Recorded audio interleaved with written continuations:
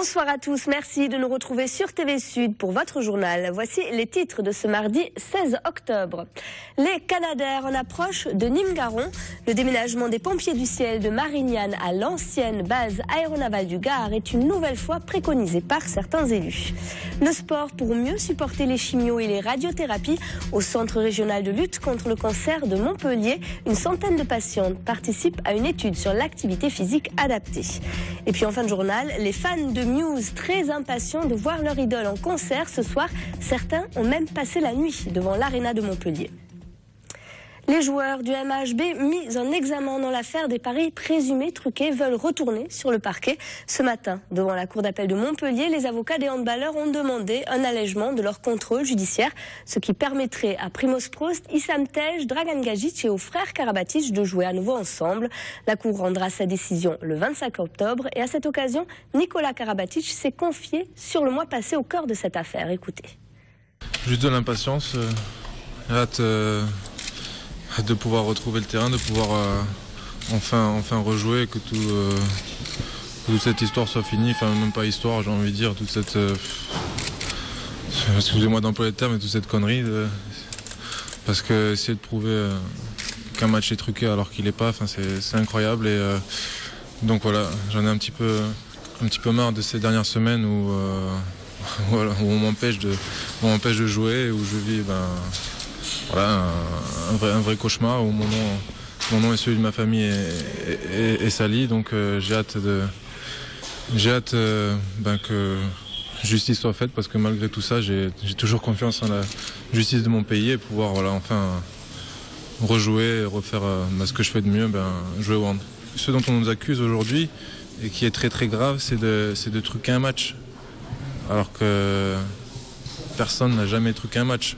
Moi ou mon petit frère, en ne l'ayant pas joué, on a pu truquer un match. On accuse des personnes comme Dragan Gajic, Issam Tej d'avoir truqué un match où ils ont été les meilleurs joueurs de ce match. D'accuser Primoz Prost d'avoir truqué un match alors qu'il a joué que la deuxième mi-temps et que le trucage reposait sur la première mi-temps. C'est du n'importe quoi. L'histoire des paris, c'est autre chose. Ça c'est pas pénal.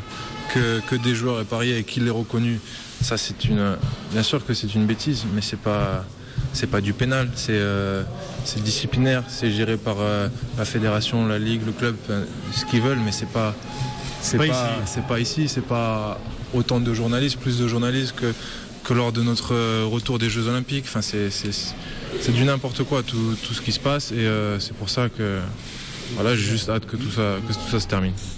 Je vous rappelle que la Cour d'appel de Montpellier a mis sa décision sur l'aménagement du contrôle judiciaire en délibéré au 25 octobre. Les Canadair de Marignane se poseront-ils bientôt à Nîmes? La question se pose depuis plusieurs années, mais ces dernières semaines, plusieurs élus, sénateurs et députés ont préconisé le déménagement des bombardiers d'eau basés dans les Bouches-du-Rhône vers l'ancienne base aéronavale de Garon. Installés depuis 1963 à Marignane, les pompiers du ciel avaient par ailleurs observé une grève cet été pour dénoncer notamment la vétusté du site. Voyez ce sujet réalisé par Olivier Michel avec la chaîne Marseille. Le dossier du déménagement de la sécurité civile sur la base aéronavale de Nîmes-Garons avance. Dans un rapport de la Commission des finances, le sénateur Dominique Legge souligne que les avantages d'une relocalisation à Nîmes sont assez nombreux.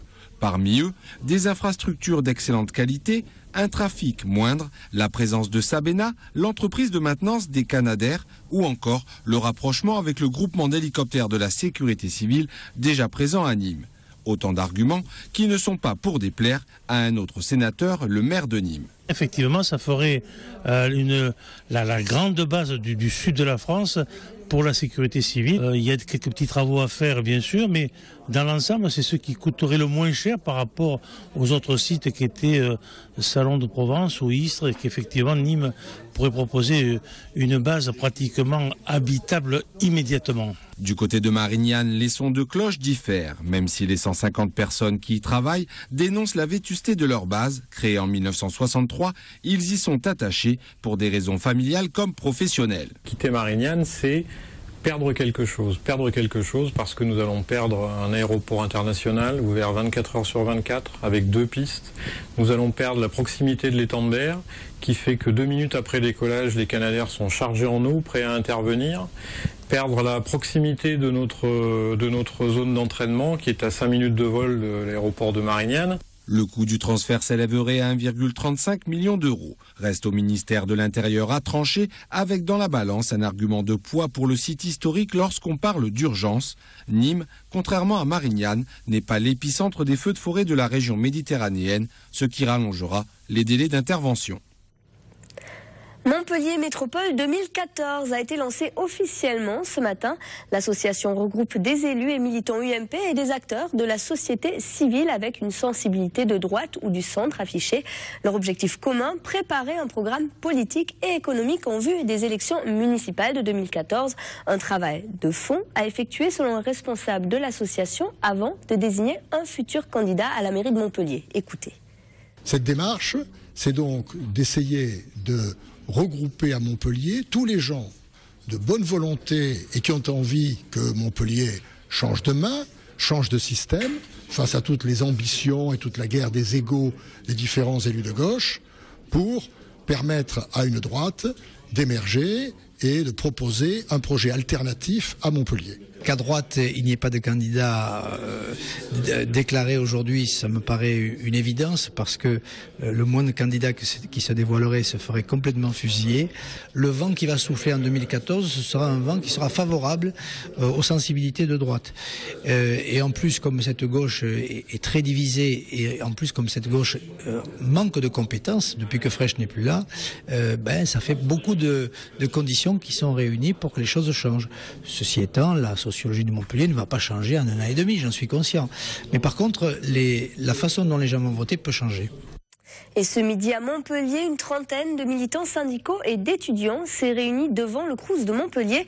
Leur revendication, l'accès au logement universitaire pour la majorité et l'annulation des remboursements de bourses réclamés notamment à 4 étudiants montpelliérains. Écoutez le témoignage de Mélissa. Après mon bac, j'ai commencé une première année d'histoire à la fac. J'ai eu mon premier semestre. Malheureusement, en cours d'année, je me suis rendu compte que c'était pas forcément la filière qui me correspondait. J'ai pas été à toutes les épreuves du second semestre ni au rattrapage. Et j'ai changé de filière à la rentrée 2011-2012. À cette rentrée-là, j'ai appris via une assistante sociale du Crous que j'avais droit en tant que pupille de la nation, parce que j'ai un statut un peu particulier, à la bourse au mois de juin, juillet, août, ce qui correspondait à 1 050 €. Donc j'ai repris une nouvelle année en sociologie, j'ai repris un cours tout à fait normal, j'ai eu mon premier semestre normalement, mon second semestre normalement aussi. Et puis arrivé au mois de mai de l'année dernière, je reçois une lettre du Crous me réclamant la somme que j'avais touchée au mois de septembre, 2 050 €. Je ne vois pas comment concrètement je pourrais trouver cette somme dans l'immédiat. Une délégation de manifestants a été reçue par les directions des œuvres universitaires qui s'est engagée à réétudier les 4 dossiers des étudiants boursiers d'ici lundi. En France, une femme sur 8 risque de développer un jour un cancer du sein selon les estimations de la Ligue contre le cancer. En 2010, 2800 nouveaux cas ont été observés en Languedoc-Roussillon. À Montpellier, au centre Val d'Orel, une centaine de patientes participent actuellement à une étude sur les effets du sport et d'un suivi nutritionnel pendant le traitement de la maladie. Reportage Jessica Desbois et Alice Robinet. J'arrive en chimie, je ne suis pas stressée du tout. En général, après le sport, on se sent bien. Ingrid, 46 ans. Elle est atteinte d'un cancer du sein. Avant ses séances de chimiothérapie, cette assistante sociale fait 45 minutes de sport, une activité physique qui s'inscrit dans le cadre d'une étude menée par le centre anti-cancer de Val d'Orel à Montpellier. Alors je pense que c'est très bien, parce que d'abord on arrive ici, on n'est pas que malade. Donc c'est vrai que je vais d'abord voir le médecin, on me demande comment on va, mais au niveau médical, et j'arrive ici et c'est autre chose. Je fais du sport, voilà. En fait, je pense pas que je fais du sport parce que je suis malade, je fais du sport. Et donc ça c'est bien. Les patientes sont en chimiothérapie toutes les 3 semaines, puis après on rend des radiothérapies. Et elles viennent en fait avant de passer leur chimio. Et je donne soit des cours de renforcement musculaire, soit des cours d'endurance. Au cours de cet essai clinique, le suivi nutritionnel des patientes est assuré par une diététicienne. L'objectif, équilibrer l'alimentation pour éviter une prise de poids. Cette éducation alimentaire permet aussi de lutter contre les idées reçues. Il n'y a pas de recette miracle pour lutter contre le cancer. Il n'existe pas d'aliments anti-cancer, comme on le sait bien. C'est justement là-dessus qu'on essaye d'appuyer par rapport à toutes les idées reçues qu'on peut voir sur Internet ou dans les journaux ou à la télévision. À ce jour, une centaine de patientes sont incluses dans cette étude. Débutée en 2011 et financée par la Ligue contre le cancer, l'essai clinique tente à prouver les bénéfices d'une prise en charge sportive et diététique pendant le traitement. Le fait que les femmes soient plus en forme, reprennent plus vite une activité normale à la fin du traitement, voire pour les femmes jeunes une activité professionnelle, et améliorer la qualité de vie, diminuer la fatigue aussi, la fatigue induite par le traitement. Ce sont ces éléments que l'on veut démontrer. À l'étranger, cet accompagnement a déjà fait ses preuves. L'étude s'étendra en France à 8 autres établissements hospitaliers dès décembre 2012. Le groupe Muse lance sa tournée européenne à Montpellier. Après une série de concerts confidentiels à l'occasion de la sortie de leur nouvel album The Second Law, les Anglais entament leur tournée à l'Arena ce soir.